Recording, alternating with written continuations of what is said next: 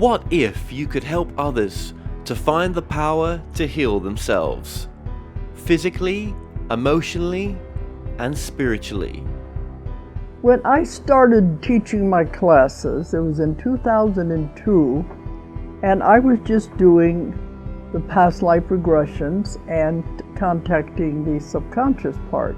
But then as the time went on and we found how powerful this was and what we could do with it, a lot of the students began saying, you know, advanced past life regression doesn't really tell what it's all about. This is so much more than that. We think you should change the name. So it was a few years ago we decided to change the name to Quantum Healing Hypnosis Technique. And this is the healing technique that we've now been teaching it, well, since 2002, that's 12 years. What if you could time travel with them? Visit mythical places or angelic realms, other worlds, other galaxies. Help others to speak to their higher selves. You can. Dolores has taught thousands of people from across the world how to use QHHT, and now you can learn her method by going directly to dolorescannon.com. And don't forget to mention the discount code MORETALKS.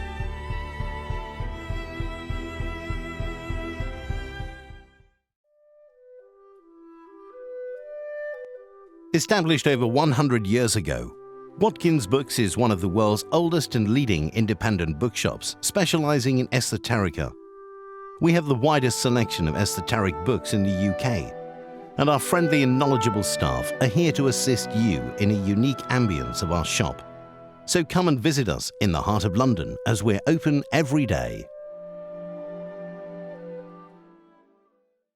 The More Show is supported by Mindscape, Paranormal and UFO Matrix magazines, available for download on all major digital platforms.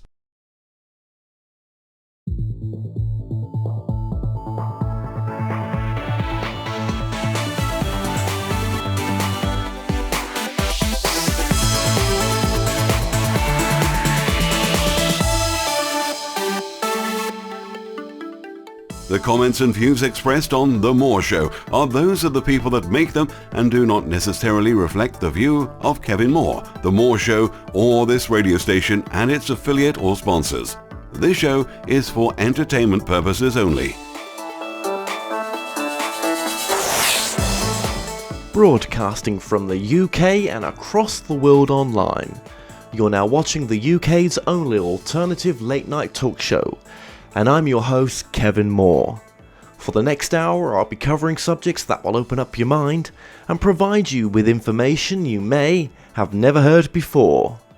On today's show, I'm joined with Ali Siadatan. Now, Al has always been involved in a lifelong search into spirituality. He feels that the hand that has guided him through life has led him into the examination of the relationship that exists between angels and UFOs. His documentary, UFOs, Angels and Gods, is his first attempt at directing and writing for the audiovisual arts. Now he joins me today to discuss his UFO research and his latest documentary. Ali Siadatan, welcome to the show. Thanks for having me. You're on our new show. You're on the show with the new studio. So this is the first interview in this new studio, and it's been nothing but a nightmare getting this studio set up, I can assure you. Change that tonight. Yeah. No, well, it's behaving itself right now. All is working. So I've just been down for a few days, literally having to move and everything else. So it's been, it's been a little bit of testing and everything to get everything sorted out. But we're here now. I'm glad to have you on. Now, I came across you from a couple of other shows, and your name popped up, and with the documentary that you've done as well. Just tell us a bit about the documentary to begin with. The documentary is called UFOs, Angels and Gods, and we've just released the final cut on YouTube for people to watch. As the name indicates, it deals with UFOs, but it goes back in time before the 20th century.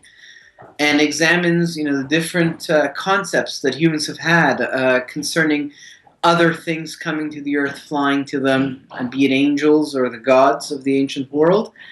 And from there, it asks the question, well, who are these people? What is this phenomenon all about? And it focuses also on the abduction phenomenon. The second half is an interview with Dr. Jacobs, who is the world's foremost abduction researcher.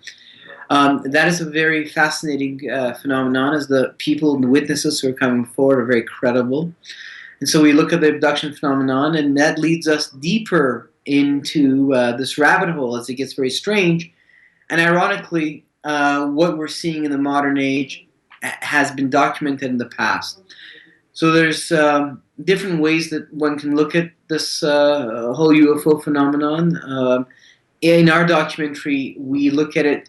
We end up looking at it through the biblical paradigm, and that is the lens that gives us a context that allows us to tie the dots together. But this context is supported by empirical evidence and a narrative structure that comes to life thanks to this empirical evidence. So it's really something you got to watch to see how we've put the piece of the puzzle together. But I'd say this: it's a documentary that deals more with the question of who are the UFOs. What are they doing here? What is going on? Rather than a documentary that repeats theories of conspiracies, such as the government knows about them, or just provides endless sightings, which are great to see. But this documentary goes further. It really asks the question, who are they? What is their agenda? Is this a new phenomenon? Has this been part of our history? Where is it all going? Okay, I really want to ask you what your truth is on it, but just before I do, just give us a bit of background on yourself as well, because you're based in Canada, Toronto, Yes. yeah? Is that your native country? I was born in Iran, in the Middle East, in Tehran, in the capital, and there was a revolution that broke out when I was a young person. I was, 7 years old, 1979, and I was a schoolboy. Then the war began with Iraq, sorry, the neighboring country. Saddam Hussein attacked, and the war started. And so the country was really a difficult place to live. I mean, life went on to this day. It's an old country. There's infrastructures, commerce, and everything, but we felt that we wanted to leave, so we left. And in 1984, we moved to Paris, in France, and other side of the Channel where you are, and there we lived there till 1988, and a lot of people came somehow to some middle station in Europe with the goal to end up in the United States, which was kind of the golden land for a lot of Iranians. That was the place to go and start over again. Our goal was to go to California and open up a gas station. However, we were barred entry in the United States, and rumors started to spread in the Iranian community that you could go to Canada, and then after a few years of living in Canada, you were awarded a citizenship, which then allowed you to move to the United States. So that was the way to America, was through Canada. And so we found ourselves here in Toronto in 88, and as you can see, we've never left. So here we are, 20 some odd years later. Yeah, but it's a pretty cool place, Canada, from what I've been told. Yeah. With a very American twist to it as well, in a sense, with the layout of the place. It's inevitable. It's too close. It's very close. The cultural elephant, just affects you. There's only 33 million people in Canada, and 350 million next door. Yeah, exactly. It's still quite a big place. Okay, so that's where you ended up, and now when you was in Iran, obviously your religion was Muslim, I'm guessing. Well, my upbringing, my family was relaxed about religion, let's say, and my father was more of maybe an agnostic. My mother was just a cultural Shia Muslim. But then the revolution happened. And that changed everything. Religion came to the forefront. The school system was replaced with clergy people. The entire education system was brought under control of the clergy, the government, all the institutions, and the television as well. And that is when religion really became important to me, because it was presented to me and I had to memorize certain passages in the Quran, and I had to do the prayers 5 times a day and fasting once a year in the month of Ramadan. And everything was very much organized for you, and you had to play along, and different people had different reactions to it. The reaction that I had, it awakened the seeker inside of me. I wanted to know what was all this. First of all, it was in a foreign language. It was in Arabic. In Iran, you speak Farsi. So I didn't understand, and I wanted to know what I was supposed to memorize, and that's how my spiritual search began. So when I looked into my family, I realized that no one knew what these words meant, and that the culture was quite ignorant, actually. So they kind of gave me these pamphlets. My aunt was the most devout person around the family, and they gave me these pamphlets, like Quranic stories for children and translations of passages that you had to memorize into Farsi. I didn't want to just be repeating incantations. When we moved to France, we were I was brought to meet head on a very virulent secularism.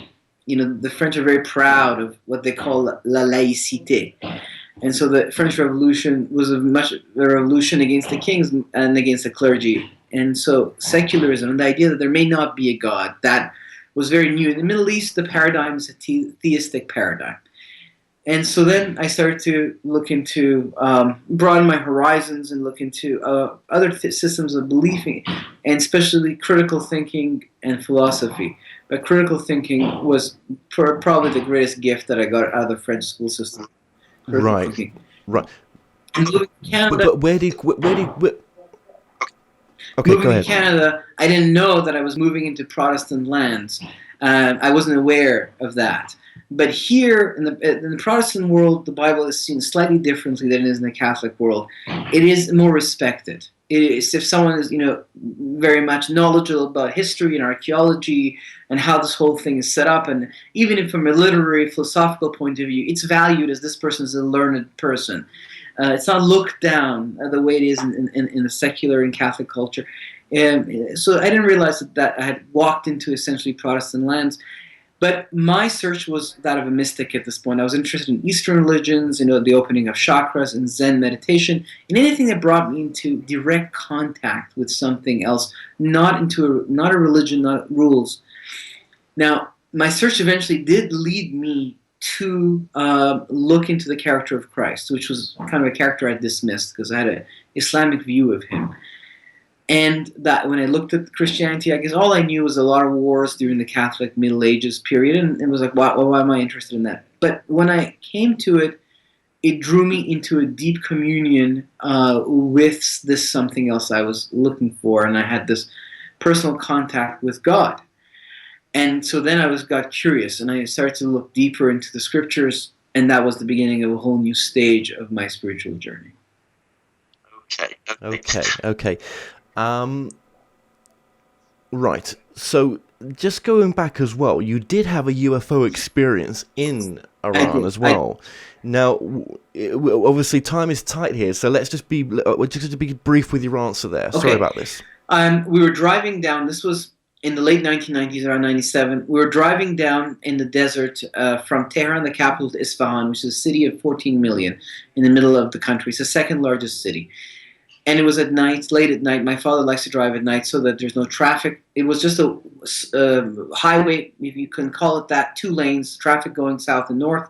No lights, just the oncoming lights of trucks or cars that you saw. I was sitting in the passenger seat with my back to the door. My dad's wife was driving, and my dad was sitting in the middle of the back seat. I was talking to both of them. Suddenly, my dad's wife pointed behind me, and she started to make these noises like, what? And I was so caught up in what I was saying and didn't pay attention. My dad looked at her and said, "What's wrong, Nima?" And he looked in the same direction, and they both were now making these gestures and saying these inaudible things and blah, blah. So then I thought, what's wrong with you guys? So I turned around, sat properly in my chair, and a few hundred feet this way, I could see this very large object slowly coming down. It was large enough that if it was on the floor, it would be as high as a 3-4 story building. It had divisions all around it. I could see the divisions, and I could see green lights all around it to the point where there was a green glow coming from it. And it slowly was starting to come down. Eventually, it was perpendicular to the car. In the black night of the desert night, I am pretty sure that I saw this thing come out of the ground like a tube. This saucer went on top of this tube, and it went into the earth and disappeared. And then, my dad's wife says, "Did you see that? Did you see that?" And he said, I did. And I just sat deeply, like in a state of shock in my seat, thinking, what the hell was that? And then, we drove to Isfahan. We talked a little bit about it, but we really didn't talk about it until later, when I got involved in the making of this documentary about UFOs. And my father called me and said, "What are you up to?" And I said, "I'm making a documentary about UFOs." He didn't say anything, and I was surprised. And I said, "Do you remember?" And then he yelled out, "That green thing on the road to Isfahan." I said, "Yes." And I realized for the first time that he too had seen a green object on the road to Isfahan. We'd never really talked about it in detail. So that was a UFO sighting. That was, what's called a close encounter, because it was, 500 feet or closer. Close encounter of the first kind. Close encounter of the third kind. And that, set my life on a new course. I'd say it was a very important event in my life. Absolutely. Was there any missing time? No, we were driving on the. No, I've never thought about whether there was any missing time. I don't think so. I mean, we were driving on the highway, and then I saw this thing go to the ground. We kept driving. I didn't check, actually, whether there was any missing time. That's an interesting question. So it's possible that there could have been. It's possible. We don't know. I wonder. Yeah. So have you ever gone through regression to look at that event again? It was, the memory of it has been always so vivid that I've never felt the need for regression. I remember like details of the structure of this thing. So I never crossed my mind that perhaps it was an abduction case, and I should look deeper into it. But I will now that you've mentioned. Why do you think that you had that experience? Why do you think that experience happened for you? Why do you think they came there and then at that point? I think that I think it tied, in my case, into my spiritual search. When you look at the scriptures, there's a lot of there's supernatural stuff. There are all these angels, there's fallen angels, there's all this story, and it's all been kind of put into this other realm. It's like the fairy tale realm, the ghostly realm, the realm that people who believe in this stuff believe in. It's like a child's play. And suddenly, this brought everything into reality. The story of the Bible could happen very much in the universe, and it could involve beings that are in time and space with, God at the heart of it. Inside of time and space, life has been planted on this planet.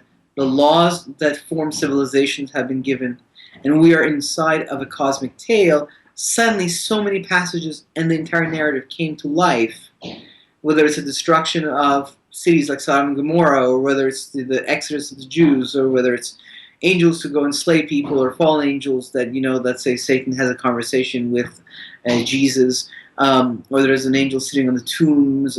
Everything becomes possible now if these guys are coming to the earth in spaceships, and they've had a long-standing relationship. So I think it was part of my spiritual journey. And perhaps it was something pointing and saying, "Hey, have you ever looked at it this way?" Yeah. So would you say that your work is very much in alignment with L.A. Marzulli? Yes. When we first made this documentary, it was made. We released it in 2004, and really at that time there was two people, L.A. Marzulli and I, who were talking about these things. And there's many radio shows that we were both on. My life got busy. I got married. I had children. Life happened, and my entire focus shifted to other matters. And so last time we had made this documentary, and he'd written this book about a trilogy about the Nephilim. And over the years, it's really wonderful. He's a good friend of mine, and he's kept writing, and I'm very proud of what he's produced and has gone forward. But the idea came from, a gentleman that was kind of older than both of us, a previous generation. There was a man by the name of Thompson. He wrote a book. He was the first person to really come up with the idea there was a connection between abductions and the creation of hybrids and old stories of Nephilim in the Bible. Then there was another gentleman, Chuck Missler, who also wrote Alien Encounters and inspired me. But definitely over the years, I have seen this idea spread first among perhaps some pockets of Christians, but actually mainly in the UFO community. The biblical perspective has become important. So yes, it's along the same lines as L.A. Marzulli. Now he's focusing on the Nephilim and on the supernatural. I look at the fallen angels and their influence and the codes that they have given to the various civilizations. And I'm also interested in how the whole narrative comes together and how all the pieces of the puzzle join to form a single story that goes from Genesis all the way to the present age. Okay. Do you think looking at so you are a Christian? Yes. Okay. And do you think the Christian perspective on the UFOs is the only way to really find out what these are? Do you think if you have a spiritual perspective, a non-Christian perspective, you would never get to the truth of what the UFOs are? Well, I've always been one since, I was challenged as a child of the Islamic Revolution. I've always been one to first look at the facts and then build it from there. So what is the UFO phenomenon? Well, the main perspective that started in the late 40s is that they are beings who evolved elsewhere, like in the Darwinian paradigm, and they're technologically more advanced, obviously, but very quickly, very early on, the idea was also presented that they're spiritually more advanced. And they've come to the Earth to help us at this very important juncture in our story where the nuclear age has begun. In fact, what people believe in the UFO world is that the atomic bombs of Hiroshima and Nagasaki send out shockwaves in the universe that brought these guys here. So this idea is very much humanizing them, putting ideas in their heads. It's just like someone's opinion superimposed on a phenomenon that is very large and very foreign to us. So first of all, right there, it begins with a presupposition. But then when we look into the facts, for the longest time, people were only focused on, hey, there's UFO sightings. But then came the abduction researchers, really Hynek and Jacobs. Hynek was a friend of Jacobs. There was Bud Hopkins and Dr. Jacobs. These were the two main UFO researchers who looked into abductions. And what they discovered was very dark. So facts. So forget about presuppositions. Facts, the UFOs are here. It's a global phenomenon. Fact number 2, people are being abducted, and what is happening to them is that it is very sinister. There is a hidden agenda here. That's why they're not landing on the lawn of the White House and saying hello. So why are people being abducted? That was a question. So before we get into a spiritual perspective or a biblical perspective, we have to start to look at the facts. And the facts point to the idea that hybrids are being created, that these guys are infiltrating human society. So if they are supposed to be spiritually more enlightened and here to help us, their behavior says otherwise. And so the question becomes, well, who are they? Now, as far as the biblical perspective, well, when you go back into ancient times and you see, well, listen, UFOs are not new, and you look at, let's say, the writings of Eric von Däniken or Zachary Sitchin, the whole ancient astronaut theorists. So when you look into the past and you see this phenomenon, again, you have a few choices. One, you could say, yes, they evolved elsewhere and we evolved here. For that to be true, you'd have to really be sure that this evolution thing is true, and now you're actually extending it into the cosmic realm. These guys came, and why did they come? Well, you have to put your own opinion. So Zachary Sitchin has his own perspective. That's just his idea why they came. The Anunnaki, there's a planet, the 12th planet. They hopped over here. They were mining gold. And then from there he builds it. Their planet needed gold. Okay, great. It's like a fairy tale to me. And Eric von Däniken, he's got his own fairy tales. So these UFOs, you're putting personality on things that are very far. So that's one perspective you can have on them in the past. You can say they were not real in the past, and they're not real today. There is the Darwinian perspective, yes, but then there's also the idea that it's just a myth, it's just a fairy tale. We are scared, we came out of the forest, we need to create stories to explain things. Or the Marxist perspective, the hierarchy, and there's these guys who try to dominate the people below them, so they create opium of the people. Religion is the opium of the people. Um, but religion is far more complex than something that some guy could create in a room. But you have to really read and study it to understand that. There is the idea that they're not real, or there's the Darwinian perspective, the Marxist perspective, there's the Jungian perspective, which is it's all in our heads. It's our subconscious mind projecting ideas up from the collective consciousness that's underneath political. So these are all perspectives that we can have. And if I prefer the idea of, I don't know, I'm going to sit back, relax, and just be happy with mystery. Now, the biblical perspective, so the Bible is a book that very few people actually study, but many people have opinions about. These opinions are emotional reactions, cultural emotional reactions. And so as a spiritual seeker, I want to remove these emotions from myself and actually look at the facts and see where it goes. So here's a book that actually points to real cities that existed, and 19th century archaeology of Mesopotamia really brought Babylon and the Assyrian civilization, and even the oldest, the Sumerian civilization, the land of Shinar, where the Noah's. Then it starts to tell us that these beings have always been a part of our history, and it begins to create a tale that is divided between historical writings and prophetic writings. Now, I've studied the prophetic writings of the Bible, and they actually occur over and over again, and they involve people who have no idea about this book. They involve such global phenomenon that no one could read and act it out. But you really have to study the history of the ancient Middle East with the centrality of Israel as a nation in the ancient world, and the rise and fall of these empires, the Greeks, the Persians, the Mesopotamians, the Romans, and you really start to see, wow, there's a lot of evidence that says that this book is not a normal book. And so its perspective I began to value. I wanted to know, what does it have to say about these guys? I know what the Darwinists are saying. I know what the modern UFO school is saying. I see what the Jungians are saying and the Marxists are saying, and those who just say it's a myth are saying. I now wonder what this book is saying. And when I started to look at it, it really brought it together in a way that makes sense and points to the current manifestation of the UFO phenomenon, including the abductions and including the rise of these hybrids. It actually is something that the Bible spoke about. And what is it actually saying? What is the end game for it? I mean, is it saying it's all negative? Okay, so I'll summarize it very briefly for you. Like, what's the bird's eye view of what it's saying? It's presenting humanity as part of a cosmic tale. So imagine that God enters time and space. He's everywhere. He's everything, and he's all that that spiritual you're speaking about. But he also has entered time and space. You can't put God in a box. He can be anything. He can be everything. He can't do that. No, he can do that.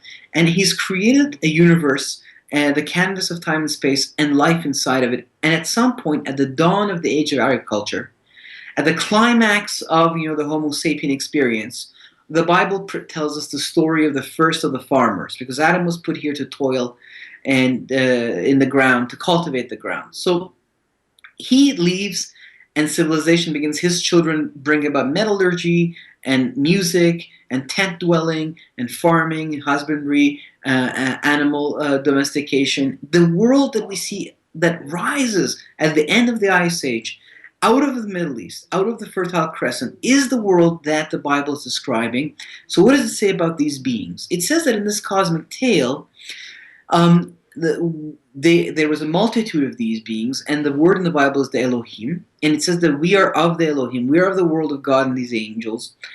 And when we were placed on this earth, we entered into a very large story. So it's not a religion. It's presenting itself as, this is our story. This is the story of us. This is the story of you. This is the story of me. This is the story we are in.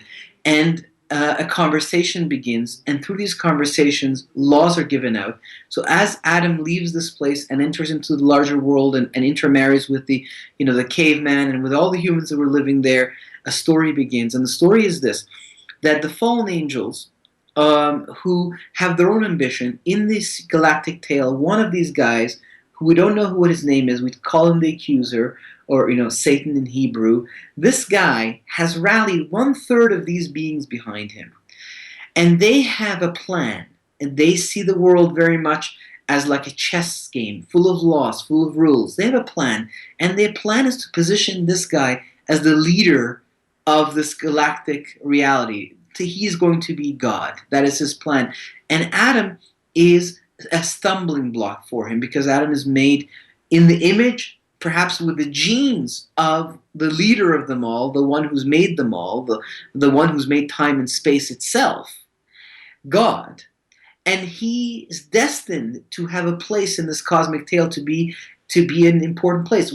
Earth is the birthplace, it's the womb, but we're headed to a much larger tale. So this story begins as the first farmer leaves this garden, but this is important. A conversation is happening. These are important characters in the history of the universe. Just think for a moment that we are in a cosmic tale.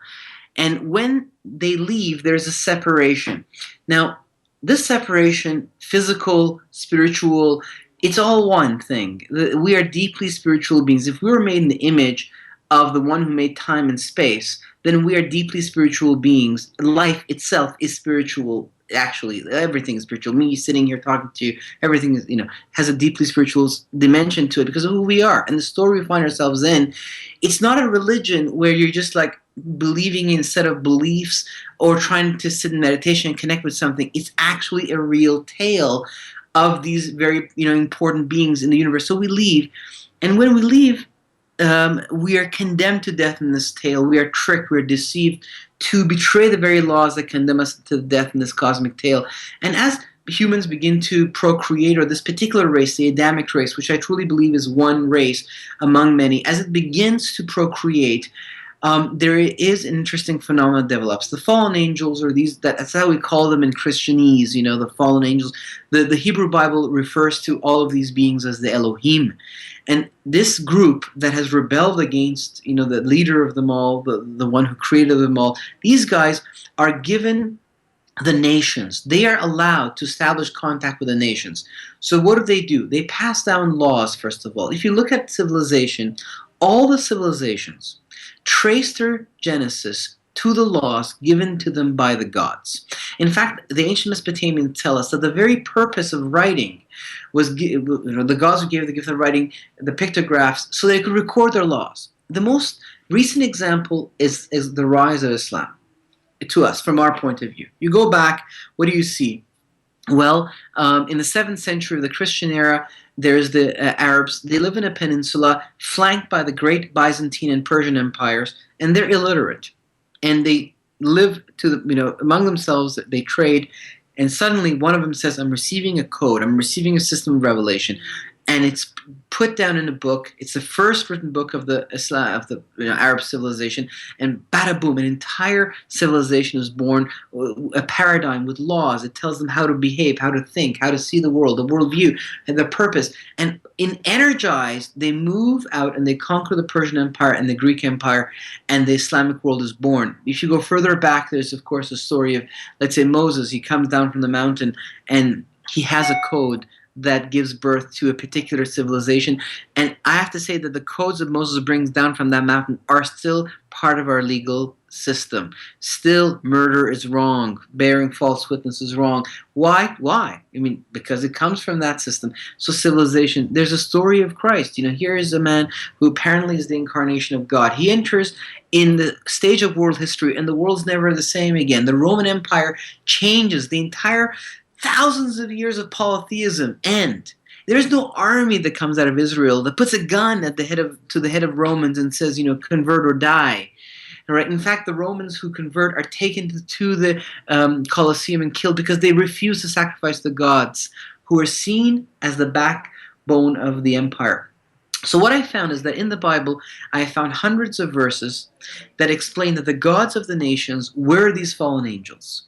And once I understood that, wow, they actually were giving knowledge down to humans, I agreed with the ancient astronaut theorists who say there was contact, but now I knew who these guys were, and I knew why they were doing this, and I knew how they fit in the larger tale that began in Eden, that perhaps began before Eden, in the hearts and ambitions of this character who has rallied this force behind him and who has now brought us into the tale as he drew us in the Garden of Eden. So from here, God then separates one tribe out of all the nations. The story of Israel begins.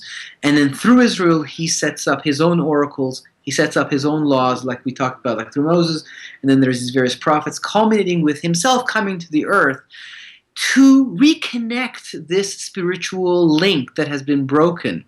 Again, it's not a religion. This is apparently our story. If you go out on the street in your town, surely you will see a few churches around. This is actually the story that you're in. It pours out, and this spirit is poured, which changes the hearts and minds of men and ends polytheism and brings us forward. Now, how does this bring us to the modern abduction phenomenon? Where apparently this character of the Messiah, he has a second chapter to his story. He's not done. This redemption, this salvation is a physical one. The world is going to be set right again.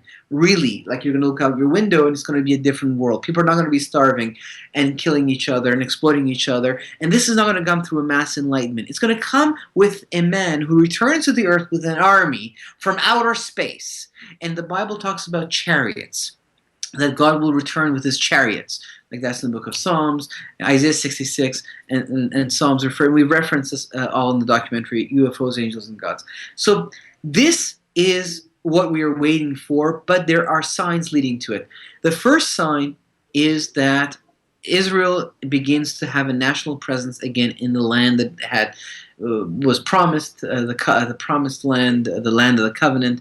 And so the return of the Jews to the Middle East, to the very belly of the Muslim world, this was seen as, well, the beginning of the events that will lead to this second coming.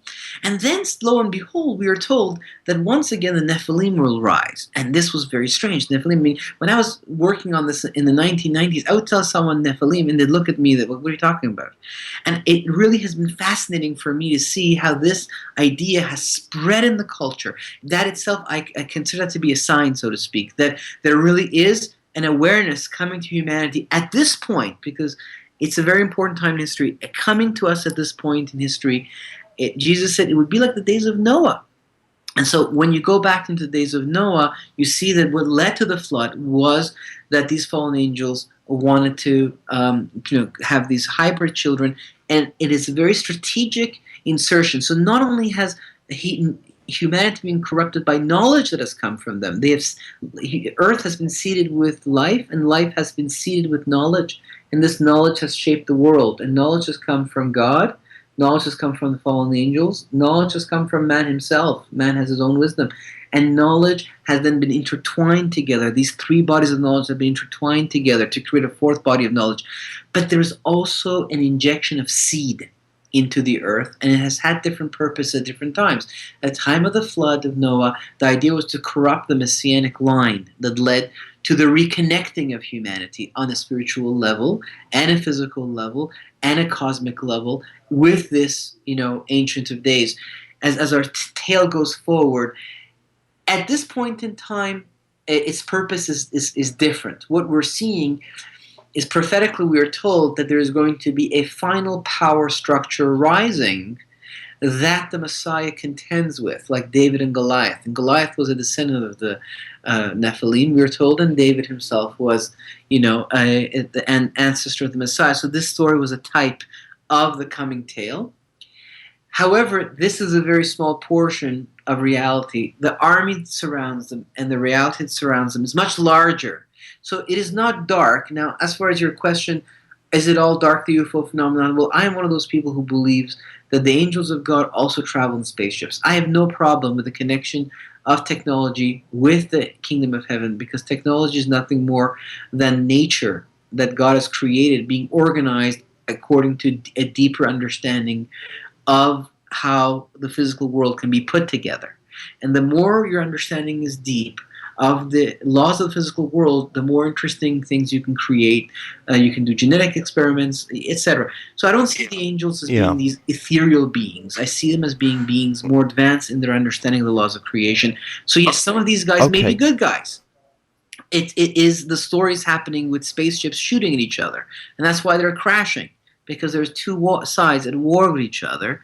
Now, how do you know whether you've been visited by a good one or a bad one? Where our perspective is you test them by asking them who the Lord was. Wow, that's a long answer. Thank you for that. Thank you. At least we've rounded up the understanding there of where you're coming from as well. Now there's a heck of a lot you've said there, and as you, even the final bit that you said there, you ask him, who is the Lord. Okay, well, there's others who would say that that is not the case. Well, actually, let's go further back than that. When you say that our laws are made up from the information or from these Nephilim, potentially, yeah, that's where our society came from. So you would say that maybe those who, where the information that the Quran came from potentially could have been from the same source. Yes. So of course that's a contentious question, but the idea is that not the Nephilim are the hybrid offsprings of the fallen angels. It's one of the experiments they have, but the larger experiment that they're running is they're giving us the codes of civilization. And yes, these codes are designed to be a counter. But how do you know reality? It's through the information that's in your head. So if you rewrite this, yes, these guys, the fallen angels, provided the codes of civilization, the ancient religions, other than the one that... Yes. So were those codes of civilization also given to the Bible then as well? God then chooses Israel and speaks his codes through them. So yes, it does create kind of a war between Israel and the nations where here's one small tribe that is bearing the oracles of God, and these other nations who have the teachings of the fallen angels. Into the monotheistic era, the strategy changes. Satan doesn't pose himself as gods. The fallen angels don't present themselves as gods. And yes, I would have to say Islam is definitely a code that suddenly emerges that attempts to rewrite that which had been established as God's revelation. And so there is something suspicious about that. It's saying, what you think happened didn't really happen. There was nothing divine. There was nothing redemptive. And this never even happened. He was never even crucified. He never came back to life. So there's nothing to see here, folks. And we say, well, what is there to see then? And then the voice says, well, there is Islam. And all the prophets have been Muslim. And there's always been Sharia from the very beginning. Adam was a Muslim. And all the way to Jesus, they're all Muslims. And so reality is altered in the minds of men. So definitely I see there's an experiment here of the creation of reality in the minds of men. And yes, the Bible then, when you say, well, who are these guys? Are they aliens coming to and playing with our minds? Well, the Bible then gives us this perspective and says, look, the gods of these nations were no gods. They were the fallen angels. And God spoke through the oracles of Israel and became one of us. Yeah. What if, the Quran in its core, eons ago, before our time and those before us as well, was doctrine, was changed, and actually its original teaching was very different. And the same for Christianity and most other religions, that actually they've all been doctored, they've all been changed, and they're not the real religion as they were. So actually what we have now is not really what they were in the first place. You probably can't go down that road, but just what if? What if? I've heard that idea many times, and I find that is just an idea. Since I'm a person who actually studies these scriptures, I am very aware that that's just an idea. Meaning that when I quote the Bible, but then we were not there when these were written. We were not there when these were written. We would never know, would we? Really, we weren't there. You weren't there. No, but I can see that. I don't know. That a commentary that a rabbi writes in let's say 200 BC about the book of Isaiah, I see that I can reference that very chapter and verse in my book of Isaiah.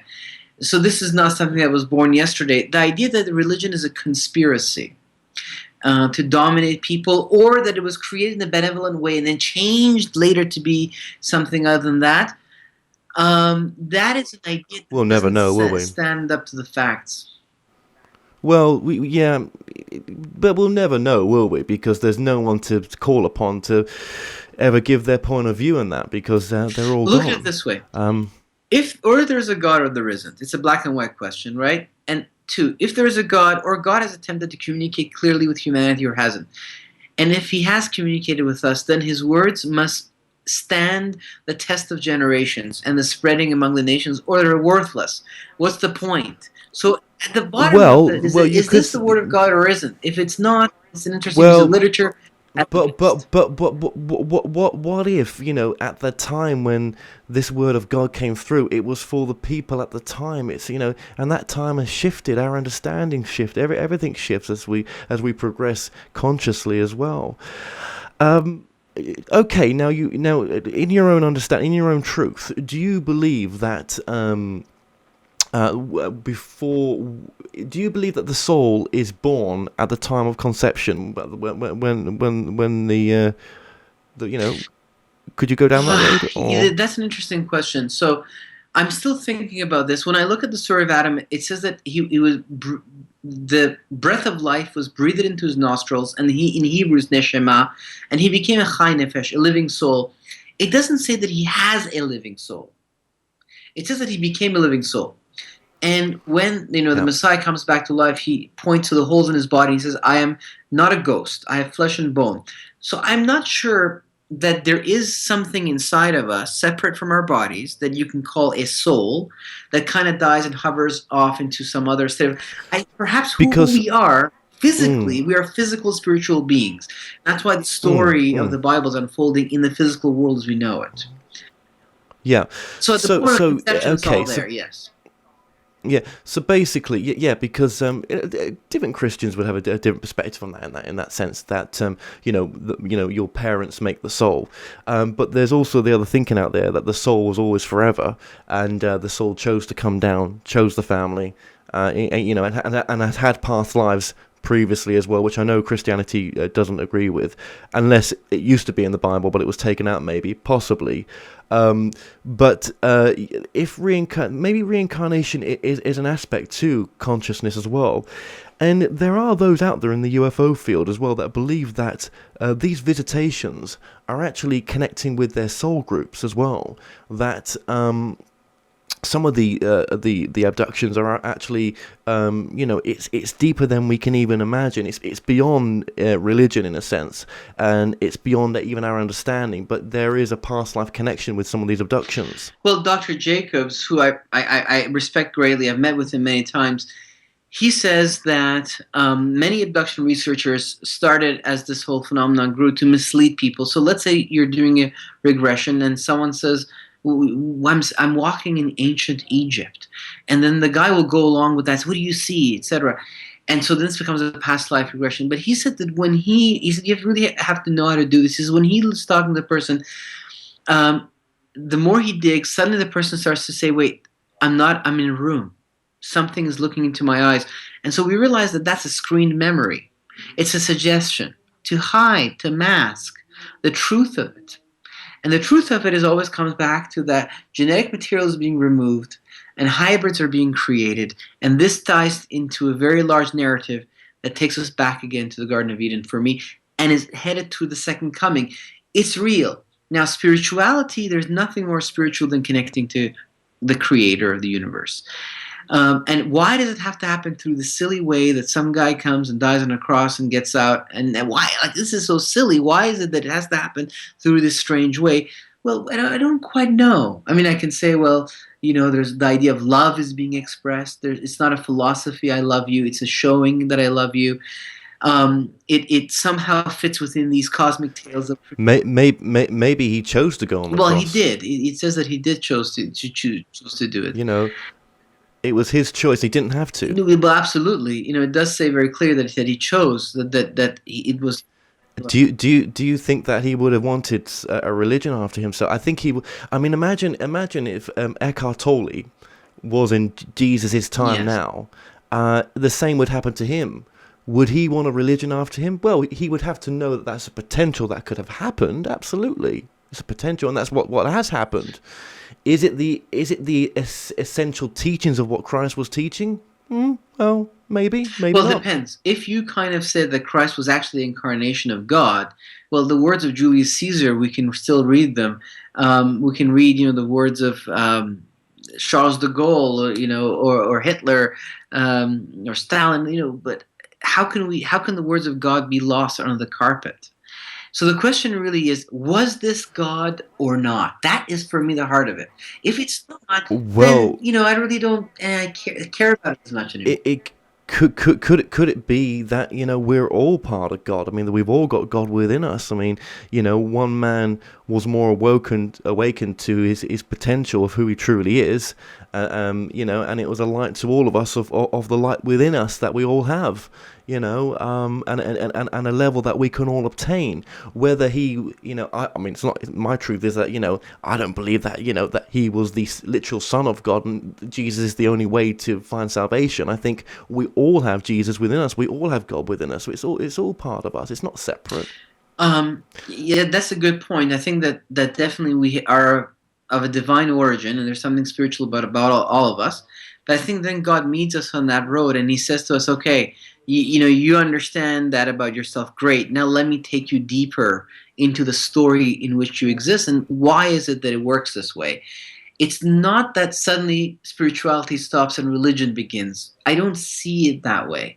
This is a deeply spiritual matter and involves our emotions, our thoughts, our physical body, our history, and our soul, and our connection with time and space and beyond.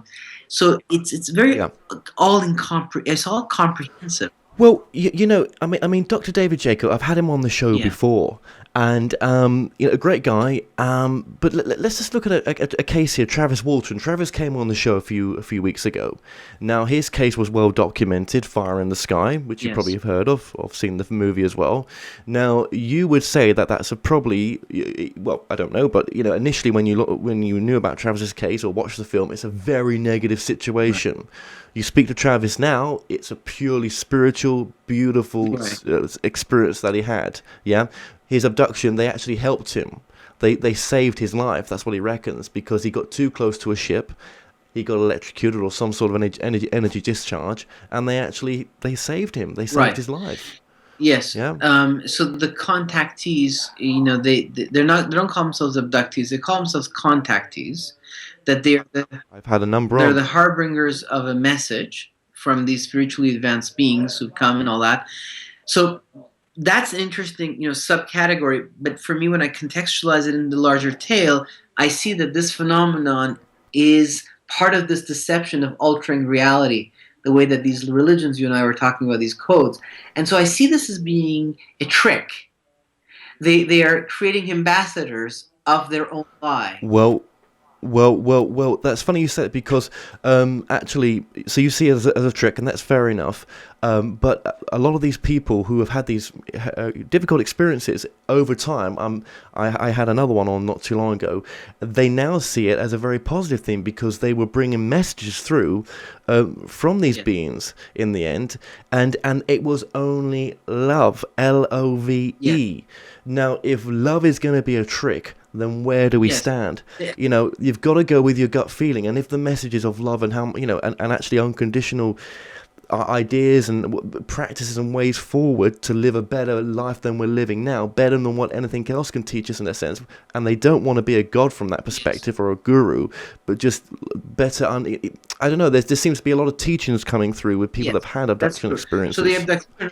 But you just like you said there, you call it misguided. Yeah. Well, you call it's fake basically. It's a lie. Yes, it's a deception. I mean, you look at. Difficult though, isn't it, though, to come to that perspective, because it's easy for you to say that, but then this has been life altering for these people in a very positive way. Well, yeah. The Japanese have a saying. They say that the pig that's getting fatter is not necessarily happy.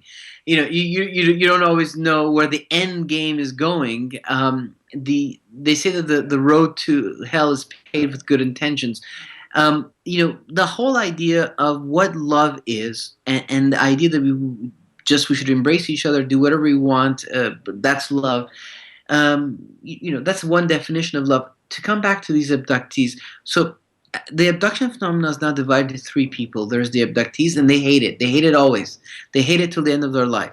Then there's those who are neutral about it. They call themselves experiencers. And then there's the people that you're mentioning who call themselves contactees. They bring a message to us, a message of let's all get along and all that. So I think these guys are positioning themselves. What we read in the Bible is that the forces of the Antichrist, as he's it's popularly called, do miracles, miracles, miracles, right? Miracles that people like. They go, wow, this is so good. They just gave us technology. We can, feed the poor. We can heal the sick. This is wonderful. Because it says that they will do all kinds of signs to deceive people. So it becomes very tricky, as you say. But then why would if you're a highly evolved race, right? If you've been around 1,000 years, imagine 1,000 years just in our technology from being around an extra 1,000 years. So you're highly evolved. I wonder if you've had your own version of Christianity and Islam and Judaism and other religions. I wonder if you've had your own version of it, not called it by those names, and you've scrapped it. Yeah. You've moved away from That's it what in you're the saying. end. Which they may have done, right? And they've moved to something higher, something that we are not aware of right now. So this is Now, if they are coming from that space, would you make contact? Would you interfere on a one-on-one? Let's land on the White House floor, where it's like Star Trek. It's against the Prime Directive in a sense. Would you do that? You're taking away people's power. They would look up to you as a god if you did that. And if you're advanced enough beyond religion, beyond spirituality, beyond this ideas, maybe you'd come from a different perspective. Yes, that's a very good point. So the whole, what you are calling Islam and Christianity and all that stuff, you're kind of putting a frame around a word, and then you're moving on and dismissing it, and then moving forward to something deeper and more powerful. I see how you're building your thinking, but if you actually went back and opened up these books and truly studied them, your view of what is in them will change. There was a time where I thought about Christianity as being nothing than a religion that created wars of power. That was perhaps even true, but my perspective was very perhaps small as to what was actually inside of that book.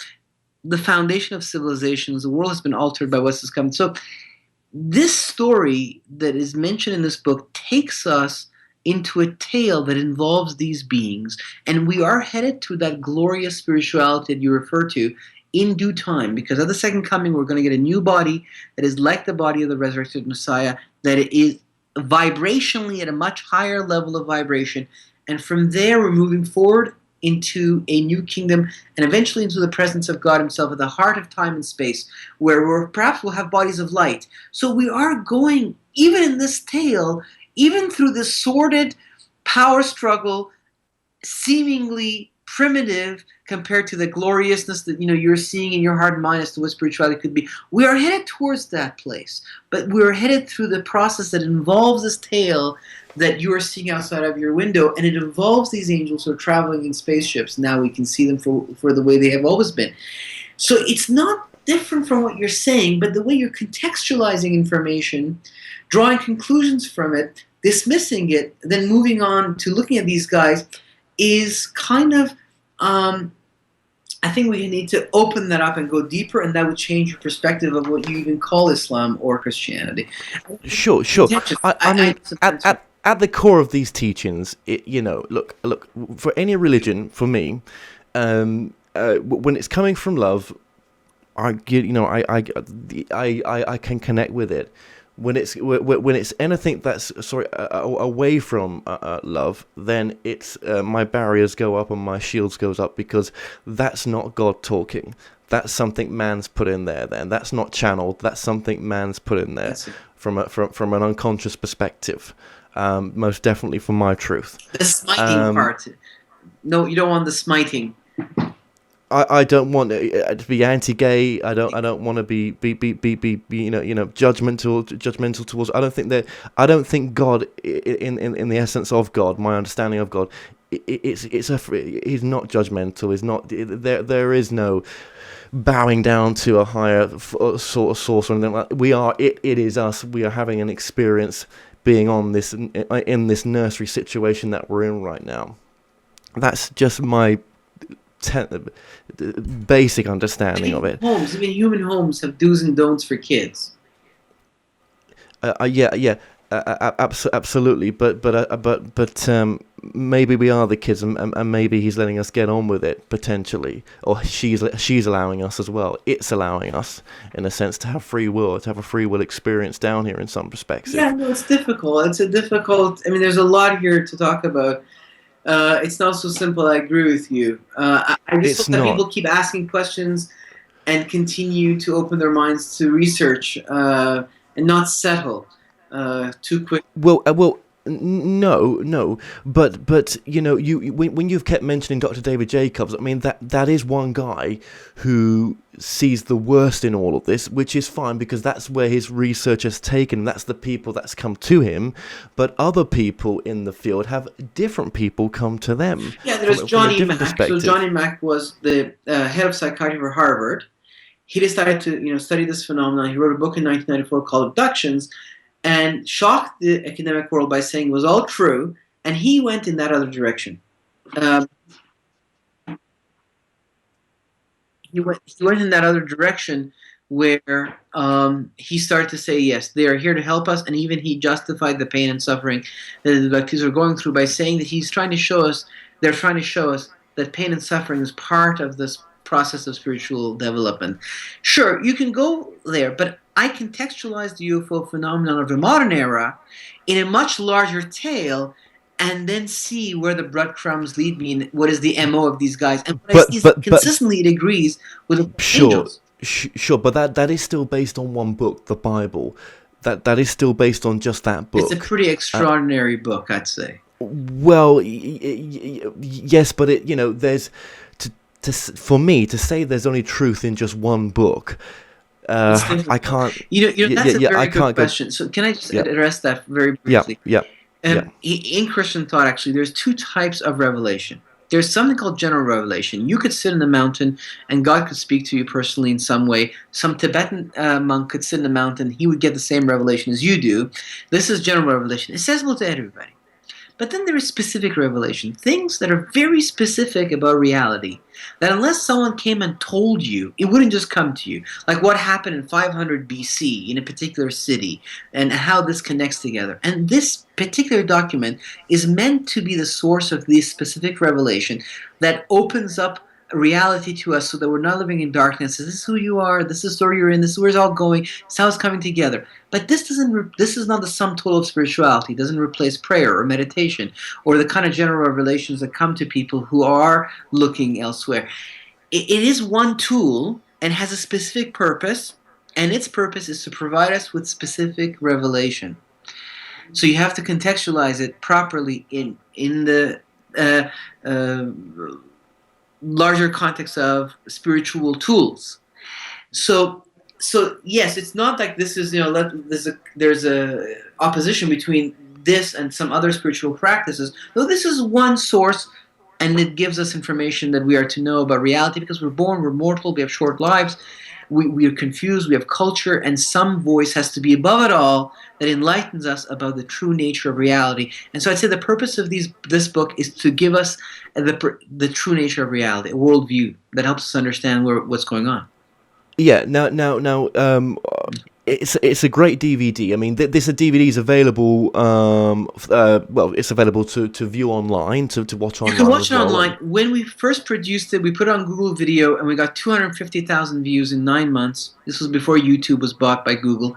But now you can go on YouTube, type UFOs, Angels, and Gods, and you can watch the final cut. It's there for you. You can email me. My main goal is to make people think, not to indoctrinate them, but to make them think, because at the end of the day, we can all agree that the UFO phenomenon is mysterious and there's room for thinking. Okay, what if your understanding of the UFO phenomena and everybody else's out there is completely wrong? Exactly.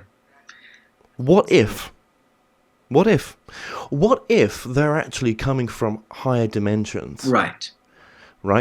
I mean, dimensions where even where our soul carries on to when we cross over. Right. Yeah? What if we've missed the whole point? Okay, so that idea comes from Hinduism specifically. The transmigration of souls is mentioned first in the Vedic texts, and it is the heart and soul of Hinduism. There's the wheel of samsara. If you do good according to the righteous way of Hinduism, which is called dharma, you move forward. If you do bad, you move even backwards, and that's why there's a caste system in India. So why is the Hindu perspective the one that we should gravitate towards, as opposed to the biblical one? That would be my rebuttal. I'm not saying that. But I'm, you are, but yeah, you're saying it in the no, modern cultural paradigm. I'm saying it from a different perspective. I'm saying, what if our understanding of what if our understanding of where we cross over to when we pass on is not even been read in any book properly? It's actually beyond our understanding, right? But what you're saying, the worldview that you're presenting right now, in the backs of it actually has the worldview that comes from Hinduism. So when you look No, I'm not saying that. No, you think I'm saying that. I'm saying what if our understanding is not what we think it is? So basically, any near-death experience that people have reported is not actually how it is. Hinduism, Buddhism, any religion is not how it is. So we actually don't really understand what it is when we cross over. That's my point here, right? Right. So that what these UFOs are actually something that's beyond our understanding. It's not what we even think it is. It's from levels and a reality that we haven't actually even begun to think about, because we just haven't reached this framework. Fit them in our worldview, whatever it may be. I'm just saying, what if we've got it all wrong? Yeah, I mean, we don't even know where we are. We don't even know where the universe is, and we can't even see the backs of our own heads. And so, it's to have an open mind. Apparently the universe is infinitive. I mean, apparently, and even that's a really impossible understanding. Yes, one of my favorite stories comes from the Zen tradition. This master says to a student, "Where are we?" And the student says, "Well, we're in the temple." And the master says, "Where's the temple?" He says, "Well, it's in Tokyo." The master says, "Where's Tokyo?" He says, "Well, it's in Japan." "Where's Japan?" "It's in the world." "Where's the world?" The master says to him. He says, "It's in the universe." "Where's the universe?" And the student thinks for a while, and he says, "I don't know." And then the master says to him, "Well, then you don't know where you are." So if we don't even know where we are, there's a lot to learn. Well, yeah, and I think, by having, look, we're trying, aren't we? We're trying to figure things out, because that's what we are. That's our nature, isn't it? Yes. But, my understanding of the UFO phenomena, or what my truth may be for it, and this is only mine, is that it's possibly coming from something dimensional, higher, where we go, where we cross over, and even higher levels than where we go to when we cross over. It was funny. There was a channeler called Jane Roberts who channeled the Seth material back in the 70s and 60s, and someone in the class, or someone that Jane knew, was able to draw Seth, what Seth maybe looked like. And they drew a grey. They almost drew a grey. Right. And it was like, wow. Could our understanding, or if that's the case, then, and it's almost that level, that it's almost ET like, where that material came from. Well, it's telepathic. They are communicating through telepathy. That's what we are learning from the abductees. Yeah, well, if Seth was something like that, then it brought through some amazing information that's changed a lot of people's perspective on life. Like, give me one or two. Give me something. I mean, I haven't read all of the. Okay, we create our reality. We create our reality.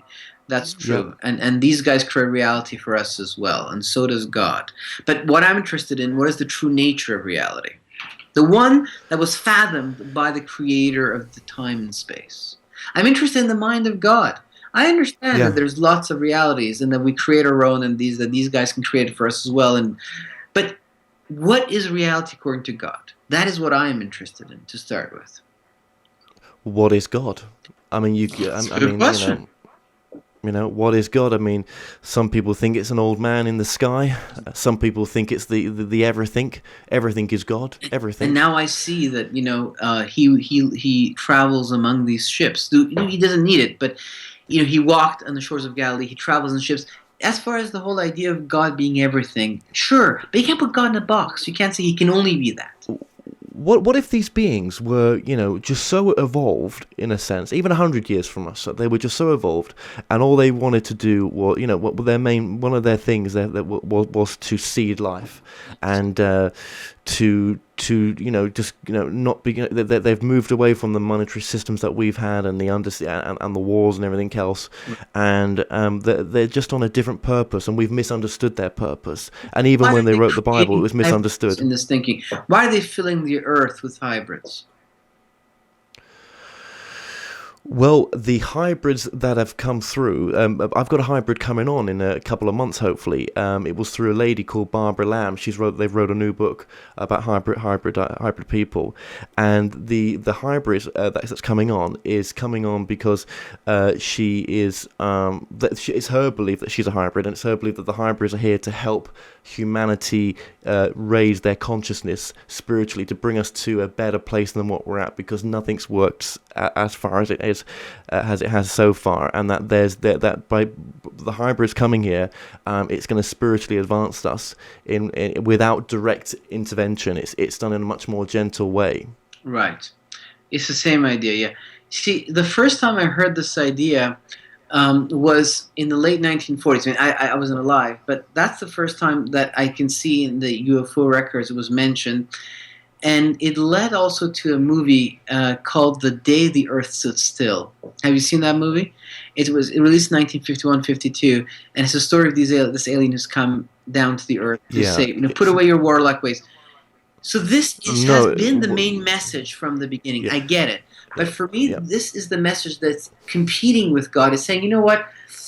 Instead of the Messiah, this will be the Savior, and our chosen guy will sit on top of it. And you may be right, but I want you to consider that this may be a deception, and that the King is on his way, and he's coming for you and me. I think if it comes from love, then when the King gets here, then that's great and everything else. But I mean, I think it's funny that if the higher spiritual beings wanted to show themselves, I'm pretty much sure they've got the power to manifest in this reality right now. So they're not showing themselves, and they're letting us get on with it. They're letting us have our nursery experience. Okay.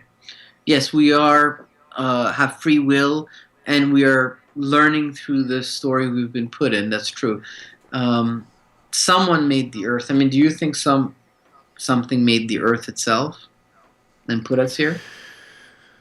What do I think about that? Well, scientifically, they talk about the Big Bang, don't they? But it's just a theory. Possibly the consciousness is having an experience here, yes. And, the universe is a playground for consciousness to have experience. Why it would need it if it comes from a place of bliss? Well, maybe there's just nothing better to do on a Saturday night. I don't know. Right.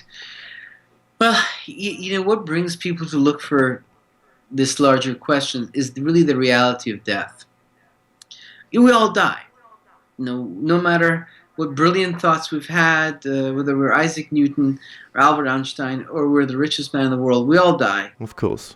And so we need to know what happens afterwards naturally. And it's our quest for eternal survival that leads us to the gates of perhaps God at the end of the day. But then God tells us a story, and that's what I'm trying to say, is that we haven't been left in darkness. And it was interesting to see that the story, though it has many dimensions, it is internal, it's spiritual, but it also has an outward dimension, and it has specific characters, and that this tale is happening in the cosmic realm. It involves, the Greeks, the Jews, the Egyptians, and the world as we know it, and these other beings. And then, so the UFO phenomenon made these beings real in the Bible for me, and the Bible provided identity and narrative for them. And then the empirical evidence of the UFO research supported where prophecy says we ought to be, where we are going to find ourselves. And so the whole thing gradually came together, and now there is the bones of the Nephilim that L.A. Marzulli is digging up in the Americas. As Joshua and Caleb pushed them out of the Middle East, they went over the Bering Strait here. So perhaps we have never been left in darkness by this love. Perhaps God has always spoken into the nations and for the generations the true nature of reality. Because God is love, and has kept us in the light. But we create our own perspectives depending on where we're born, when we're born, our culture, and we superimpose that perspective on reality like a sticker. And so I've now gravitated to understanding that God has really spoken, kept His word. It's not a normal book, and it's not the sum total of all spirituality, but it has a purpose. And that the other opinions are actually the opinions of men. They come from their experiences, what they naturally gravitate towards, what seems right to them, what they like, what they feel, the experiences that have shaped them in life. And I'm like, okay, that's all hunky-dory, but you don't even know where you are. You don't even know the back of your own head. So, or sit in the mystery, or perhaps come and say, God, do you exist? If so, please show me what is the truth. And that may be the beginning of an entire phase of one's journey, that prayer.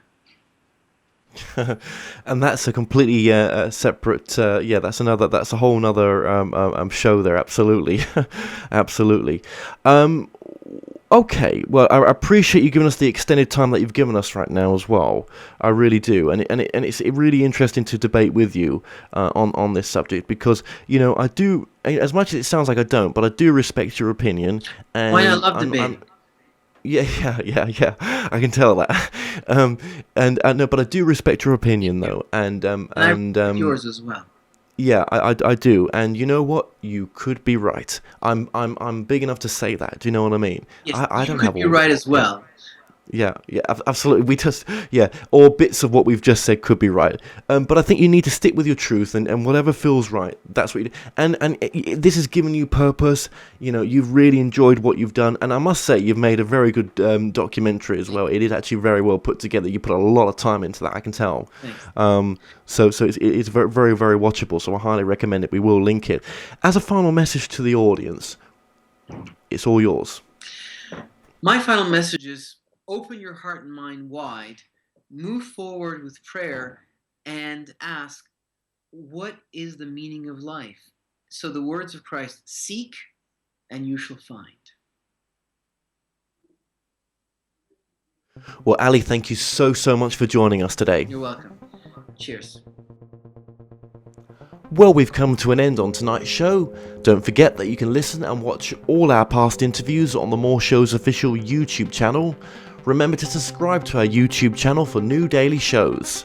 You may also find out more on all past and upcoming guests via themoreshow.co.uk, and do like us on Facebook and Twitter for the latest updates. So until next time, be safe.